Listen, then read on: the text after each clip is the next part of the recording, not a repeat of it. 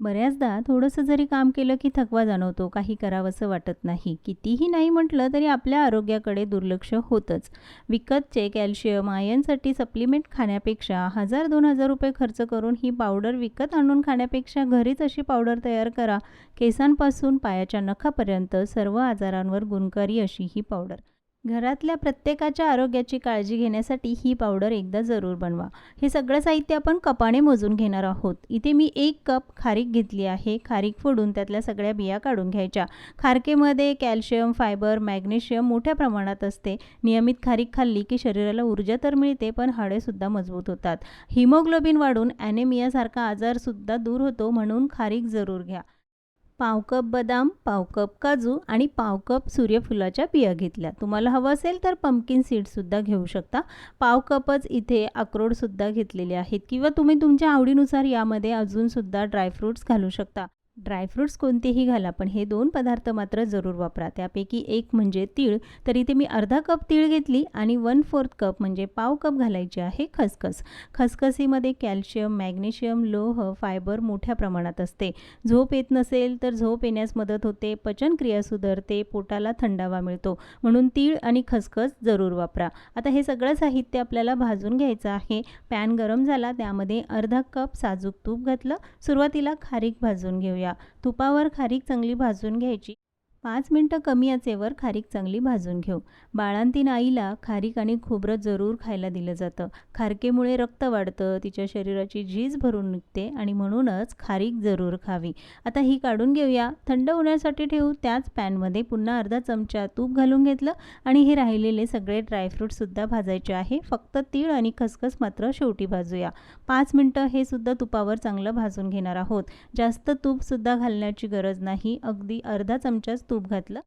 लगेचच तीळसुद्धा घालायची आणि ती 2 मिनिटं भाजायची. भाजताना मात्र गॅस अगदी कमी आचेवर ठेवायचा. ही पावडर जास्त दिवस टिकावी, खराब होऊ नये म्हणून हे सगळे पदार्थ भाजून घ्यायचे आहे. सगळ्यात शेवटी यामध्ये खसखस घालायची. खसखस घातल्यानंतर अगदी 2 ते 3 मिनिटं हे चांगलं भाजायचं. तीळ आणि खसखस सगळ्यात शेवटी यासाठी भाजायची, कारण हे सगळे ड्रायफ्रूट्स भाजण्यासाठी थोडा जास्त वेळ लागतो. तीळ आणि खसखस लवकर भाजली जाते. अगदी हलकासा रंग बदलला की लगेचच हे साहित्य काढून घ्यायचं. फार जास्त वेळही भाजायचं नाही. आता मात्र यामध्ये तूप घालण्याची गरज नाही. असंच आपण हे 5 ते 6 मिनिटं चांगलं भाजून घेतलं. सगळं साहित्य ताटात काढून पूर्ण थंड होऊ द्यायचं. गरम किंवा कोमट असताना लगेचच याची पावडर बनवायची नाही, कारण त्याला तेल सुटेल, पावडर व्यवस्थित बारीक होणार नाही. म्हणून हे सगळं साहित्य थंड झालं त्यानंतर एकत्र करायचं. व्यवस्थित मिक्स करून मिक्सरच्या भांड्यामध्ये घालून लगेचच याची पावडर करायची आहे. मिक्सरमध्ये घालताना सुद्धा मावेल एवढंच घाला, फार जास्तही घालू नका, कारण आपण खारीक अखंडच वापरली, ती व्यवस्थित बारीक होणार नाही. मिक्सरवरनं हे सगळं साहित्य फिरवून घेतलं की तयार आहे पौष्टिक गुणकारी अशी ही पावडर. कमी वेळेत कमी साहित्यात तयार होणारी. पण ही पावडर अजून पौष्टिक गुणकारी व्हावी म्हणून यामध्ये हा औषधी पदार्थ जरूर वापरावा, तो म्हणजे शतावरी पावडर.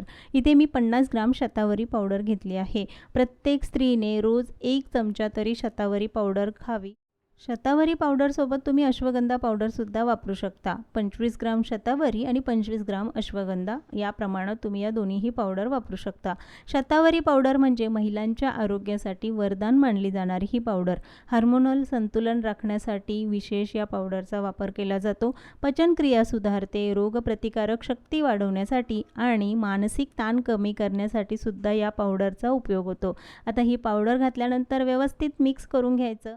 या पावडरमध्ये साखर, खडीसाखर, गूळ काहीही वापरलेलं नाही. फक्त खारकेचा जो गोडसरपणा आहे त्यामध्येच ही पावडर आपल्याला खायची आहे.